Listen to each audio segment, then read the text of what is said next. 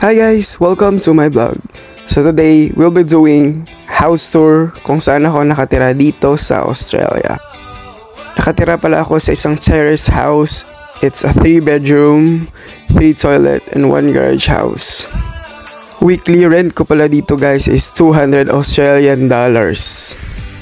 So pasok tayo. So pagpasok mo sa pinto, bubulaga agad yung living room namin.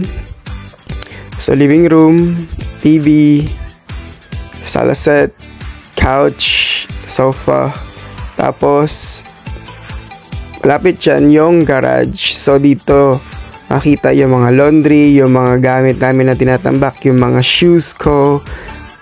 Tapos dito pala yung kitchen guys. So built-in na pala yung mga gamit dito. So kasali na yan sa bayad.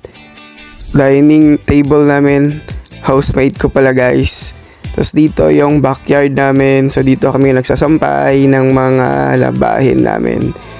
Then punta tayo sa taas. So ito yung stairs papunta sa taas.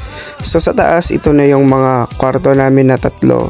So first is yung bathroom muna namin. So ito yung bathroom with bathtub. So share kami dito ng bathroom ng housemate ko na isa. Tapos doon sa gilid yung toilet. So dito yung kwarto niya guys sa gitna. Tapos dito naman sa big room, ensuite siya. So complete na siya ng mga toilet, bathroom sa loob at saka TV. At ito pala yung kwarto ko. Wag na kasi ang dumi. Ito pala yung mga housemate ko guys. So I'm living with 2 Aussies, 2 old Aussies. So sila David at saka David. Thanks for watching.